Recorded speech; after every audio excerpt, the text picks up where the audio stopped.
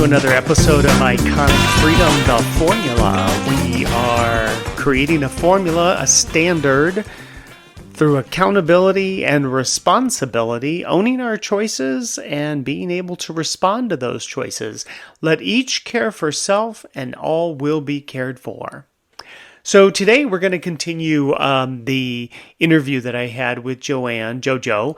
JoJo, this is your life, for this podcast that's happening during the month of May in honor of Mother's Day, and happy Mother's Day to all you moms out there, this being Mother's Day. And I hope you're enjoying hearing this. I really do find it fascinating when we can hear, you know, a person's choices and walking back the supply chain of their life to find out, you know, where were the moments, the flashpoints that were most impactful in their world. And in listening to Joann's story, to JoJo's story, it's really fascinating to hear, you know, her upbringing, how her father had left and abandoned her mom and her, and the brother went to live with them at one point, and, you know, then she never heard from her dad for the longest time until the day she was getting married. To which that point she was just like, yeah, c'est la vie, buddy boy. Hit the road, Jack. And it was a great story. So if you get a chance, go back and listen to that part of the podcast. That was last week. And here we are with part 2 of JoJo. This is your life. Happy Mother's Day. So then you get married to Jack. Right. And then how long are you married to Jack? You have 2 kids with Jack, and fast forward, what is that? We were married about 10 years. 10 years? About 10 years. And what ended that relationship? I guess we just grew apart from each other. Okay. You know, he was always with his college buddies. Interesting. And doing whatever they do all the time. And I was left at home with 2 girls. Okay. And we lived in the suburbs, and it wasn't like you could walk to the shopping center. You had to drive or take the kids someplace, and it was me always doing everything. And finally I said, I've had enough. Wow. And so when you got to that point, did he see it coming? I think he did. Okay. Because there was a big change in my personality and how I talked and how I acted. In what way? Cold. Okay. I was just, you were done. Indifferent. I was. Yeah. Right. Yeah. Because my hypothesis is that when people get saturated enough is when they make the change in that moment to say, I'm done. Yes. You know, it's like eating a meal. Once you're done, you push yourself away from the table and you get up and leave. You don't sit there trying to eat the rest of the meal until you're sick or you're dead. Exactly.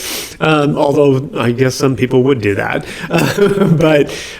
So this is interesting. So what do you think was in you at that point to move to that place? Obviously you were saturated by the situation, but I mean, you lived in Independence. I think that's very funny. What moved you to that place of independence? I don't know. I just got fed up with everything. Always being alone, him always going wherever he wanted to go, and I'm stuck at home with the girls. Sure. You know, not being able to go anyplace because at that time, you know, he was on a school teacher's salary, and you can't afford to be paying for all these babysitters for everybody to be going in their going in different directions where we just fell apart, you know, him doing his thing, me doing my thing. So is it interesting to you that it parallels a little bit of your mother and father's relationship? Yes, it does. Yeah, it does. That is interesting. That unconsciously you chose a partner that did to you what your father did to your mother. Yeah, that's very fascinating. So I'm just gonna ask Jenny here. So Jenny, you've been married, right? You have a son. Oh yeah. Mm-hmm. Congratulations! Thank I you. understand that he just got married. He did. I saw a lovely photo of husband and wife. Yeah, it's a lot of fun. I bet. Yeah, it's cool. So how old were you when you had Zachary? And I know Jenny for a long time. That's why I knew his name was Zachary. Yeah. I think I was 19. You were 19. Yeah, I think I got pregnant at 18, but how the months went, I think it was actually 19 when I had him. Okay. And when you Yeah. had Jackie, JoJo, Yes. how old were you? Oh, I was probably around that same. No, I was in my early 20s. Early That's right. 20s. Okay. Yeah. And so tell me, Jenny, a little bit about your ex. Did you guys get married? No, Okay, you did not Yeah. get married. No. And what was the decision behind that? Do you recall? Well, I mean, we were just too young, you know. I knew that it just wasn't going to be like a long-term thing. Like Andy, Zach's father, is just a good person, but being 21 and 19 and being so immature and just fighting all the time, it just wasn't going to be a long-term thing. And he asked me to marry him, but at the end of the day, it was just like, this just isn't going to work out. So, so again, I'm going to make another connection. I think it's very interesting that daughter has inherited a sense of your independence. Yes. To the extent where she's willing to say, I don't want to get married to you. I know I'm having a kid and that's going to be on me. Yeah. But that's okay because, I'm choosing a life that Right. I want to go through. Do you think that watching your parents influenced your decision to not do that? To not get married? You know what? Actually, it did, because I knew my mother raised us girls to be very strong, independent women, and I knew I could survive without a man in my life. So I didn't have that need of like being a single mom, like, oh my God, I need a man, or I need a husband, or I need someone to provide for. Like, I knew that my mom did it on her own, and I was raised without a father. Not to say that I didn't want Zach to be raised without a father. I just knew I didn't need him to provide a life for me. I knew that I could do it on my own because she did it on her own. So did you think that Andy, you said is his name? Mm-hmm. So did you think that Andy would be around at all to raise Zachary or no? No, I didn't have any thoughts of him not being around or not. He stood up to the plate. He was hands-on. He just wasn't a good partner for me. Right. It just wasn't going to work personality-wise, but never had any issues growing up with him not taking responsibility for Zachary. Okay. So in that sense, he was accountable. Oh, he was very accountable. So- yeah, and his family was very accountable too. Right. I was actually really blessed with being a young mom, not married, and my family was very supportive, and his family was very supportive. I mean, it was just an all-around, everyone just raised my son Zachary all at the same time. Wow. Yeah. That's pretty remarkable. It really is. I mean, no one closed any doors. Yeah. No one shunned anybody. I mean, it was like, all right, we got One this big kid. one Let's big- figure it out. And we all figured it out. What year was that? 91. 91. Okay, so quite a bit of difference in terms of generation, right? Yeah. Right? From when you had children, because there was no way to have Jackie or Jenny out of Yeah. wedlock. Right. Or at least back then it didn't. Oh. It wasn't considered an option. That's right. It Right? wasn't. He better have died. Yeah. In which case that wouldn't have happened. That's true. That's very Right. true. So, but very interesting time that you were able to observe all of these things about your mom and the way she raised the two of you girls, and that you found the strength just naturally. Yeah. It's like, well, if she did it, well, why couldn't I do it? Right. That's a pretty amazing quality for you, Yeah. and then for her, because now she has conveyed that, taught that to her own son, Right. who is off doing his own thing, Yeah. right? I mean, Right. which is so remarkable, Yeah. and exploring his own life and finding his own path that way, but in a way that is not a burden to a society, Right. right? But instead, being a hero and a victor to his own life. That's pretty remarkable. That must make you proud because Yes, I you're am. seeing the generation, right? Yes, absolutely. Now, does Jackie have children? No. She does not. No. And Okay. she's never married. She's single. Okay, so and she's never married. Okay, so when you so you had Zachary, and then what did you do for work initially? I was a waitress. Shocking. I actually followed my sister's steps on that one. So my sister was... And your sister followed your mother. Yeah, exactly. There you go. Yeah. Right. Yeah. So I was just a waitress and just... Not just a waitress. Yeah. You're never just a waitress. Yeah. There's a lot of talent behind that. Oh, gosh. Yeah. I've done it for years, but it was... I liked doing it. I actually really loved waitressing. I love serving people. I mean, it's been my entire career just servicing people. Right.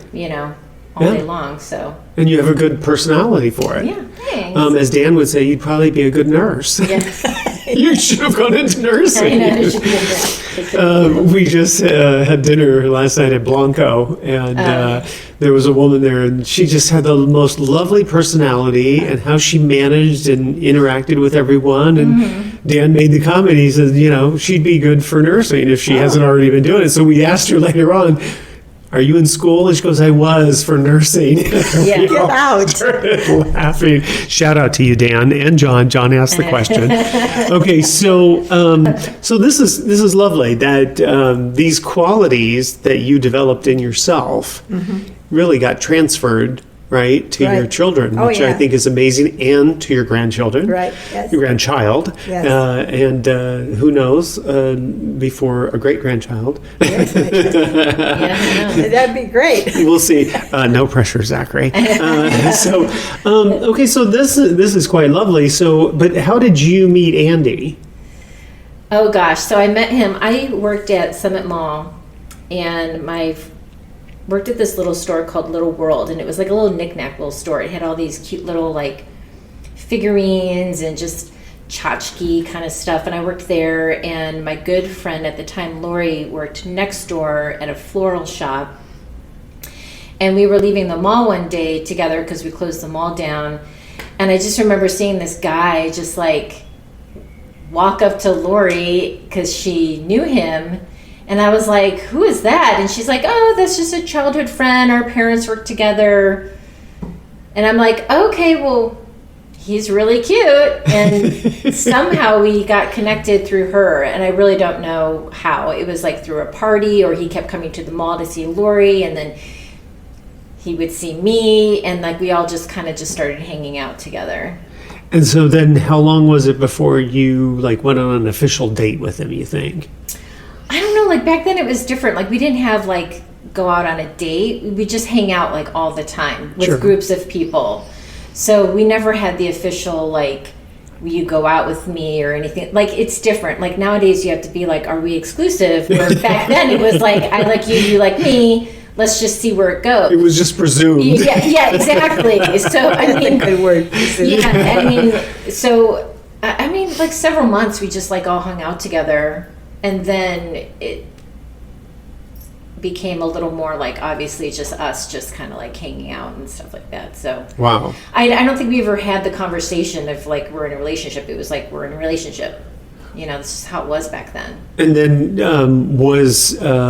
and you don't have to answer this, I suppose, but was Zachary planned pregnancy? Oh, no. Okay. He was just a really good, nice mistake. Not even a mistake. Mistakes. Yeah, there's no mistakes. There are no mistakes. I mean, he's just a blessing in disguise, because I was told at the age of, 15 or 8th grade, I had some type of weird dermoid cyst on my ovaries, and they were like, it'd be hard to get pregnant and have babies. Oh, wow. All this kind of stuff. I had some type of surgery where they removed half of my one ovary, and so I never thought I would, get pregnant. I was on birth control, I think, at the time. I don't really remember. And it wasn't until it was like 4.5 months. I was really sick for a very long period of time. I went to several doctors. Not one of them thought to do a pregnancy test. And I believed I had a miscarriage at a house party. And the next day I went to the hospital, and they're like, you need to get to the hospital because you might have a tubercle pregnancy. And that's when they found out I was pregnant. So they thought Zachary had a twin. I mean, it was like a big whole mess of like kind of like how he kind of came about. But he's just my miracle baby, and wow. I never thought anything of it. It was like, okay, just going to have this baby, and just... That's amazing. Yeah. Now, are you in touch at all with Andy? No, but when I do go home to Ohio, every once in a while we do connect. I have better communication with his wife, Holly. Oh. So I just always I made the decision years ago when I knew Andy and I weren't going to work out, that when him and Holly got married, I was always going to have a good relationship with her. Because I grew up with a real nasty stepmom that separated our family between my dad and my sister and me. So I was like, I'm just not going to be that other woman in the background that causes problems in the family. So I actually communicate well with Holly, which is Zach's stepmom. Wow. And so, again, another interesting connection that when you and Jack divorced and he remarried, that the stepmonster, in some people's world, That's a good one. stepmonster. Not all stepmoms are monsters. Relax out there. So, but I mean, very interesting though that you made an effort in your mind that as you moved forward in your life, listen, I'm going to be a little more responsible and accountable about how I manage this portion of my life, especially with my child. Because I don't want to create a frictional relationship. Zachary has a relationship with his dad? Yes. He does. He does. Okay, good. And what's his take on stepmom? Oh, they're super close. Oh, good. Oh yeah, Okay. and he's got two half sisters. They had two children, and Abigail and Emily, and he's got two sisters that he's close with. How long after you and Andy ended your relationship that he married the new wife? I think he met her when Zach was like 2 or 3. So young. Yeah. Okay, young. so she had lots of time Yeah, to... she had lots of time, and then I with think him. he was like 7. I think when they got married, and I think 9 when they had their first child. Okay, and he lived with you the whole time? No, he lived with his dad. Oh, he lived with his He dad? lived with his dad, I think at the age of 8 or 9. I can't remember when it was. That's someplace in there. So he was Yeah. with you up until that point. And then why did he go live with dad? Because I had enough, to be honest. I mean, I was 25, I was young. I was going to New York City for the summer to take a couple, I think, makeup classes and acting classes. I can't remember what, but it was a summer that I just went away for the summer, and I had him stay with his dad for the summer. And then I just thought, since they were married, it'd just be a better environment for him to be with his dad and his stepmom. They were married, and they were gonna, have a family, and I'm just a single girl just trying to do it on my own. So And how did he respond to that? who, Andy? No, Zach. Well, I think he struggled the first year because we did have issues with him in school. He did act out because he was just a baby, Right. I think he was like in kindergarten or first grade when he moved out. I can't remember. Yeah, someplace in there, yeah. Yeah, and so he had a hard time adjusting.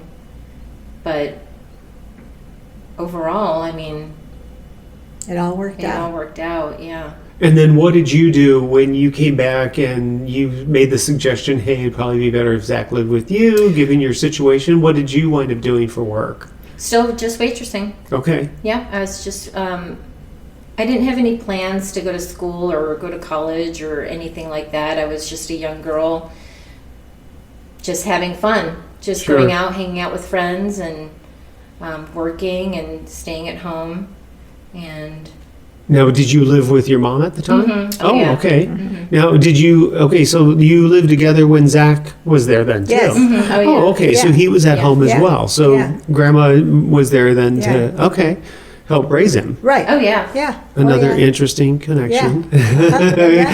From one grandma Yeah. to another Yeah. grandma. Yeah. That's interesting, generational, and Yeah. I don't know how much of that goes on now, but I just think Yeah. it's kind of Yeah. interesting. Yeah. Wow. So what an interesting story. And then, when did you move out of waitressing? So I think I was 30. I turned 30, and I just had this, I need a career type of thought in my head, and I needed something more for my life. And I had gotten a facial from a friend who went to aesthetic school, and I was like, this is great. Like, I love this. I love everything about it. And I decided to go to school to be an esthetician. Wow. And I loved it ever since. I mean, it just really clicked for me. That's amazing. Yeah. Okay, I'm going to pause here for a moment. So a couple of things I want to point out about this particular portion of the interview is that, it was very interesting that, Jenny kind of discovered for herself, that there was a lot of fighting between her and Andy.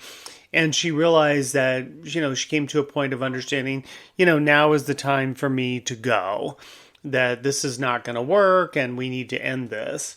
And much like JoJo did, was at some point she became saturated with a situation and had decided, this is it, I'm done with this, I need to move on. What's fascinating to me is that the constitution vitality within her mom, within JoJo, definitely gets transferred, right? In the DNA, you got to think about that, into Jenny. And probably Jackie as well. I don't know Jackie, and I didn't interview her for this particular podcast, but it's very fascinating to see that, the mom, JoJo, had within her this life, this vitality, this understanding that I can make it on my own and I can raise my daughters and life is going to be good. And Jenny developed that as well, is that through her own DNA, through observation, through, watching her mom growing up, she was able to have that same understanding and that independence. I do remember my dad talking to my sisters growing up that, he really wanted them to have careers and have jobs and things that they could do in order to be able to survive, because he didn't want them to have to rely on somebody. He didn't want them to rely on a man. It's like, no, it's like, because you never want to put yourself in a situation that you can't get out of. And that's a pretty fascinating, thought process, especially back then, because that's not necessarily how, everybody was thinking in those terms. There was a lot of, subjugation of women and, the exchange of, servitude for, marriage. The other piece that I really thought was interesting was the coexistence that between the way Jenny and Andy and his new wife Holly were coexisting as parents. Because they had not been married, but however, they did have a child together, and yet they could coexist together with Holly and the new family.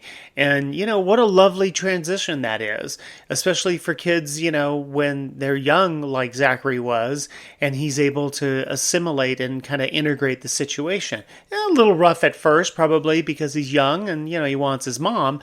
But, she was there at the times when she needed to be, and, they were able to manage that together, and, probably boded well for Zachary in his life, being able to, have his own independence, to search his life out, and to find his own path, which, I think is really terrific.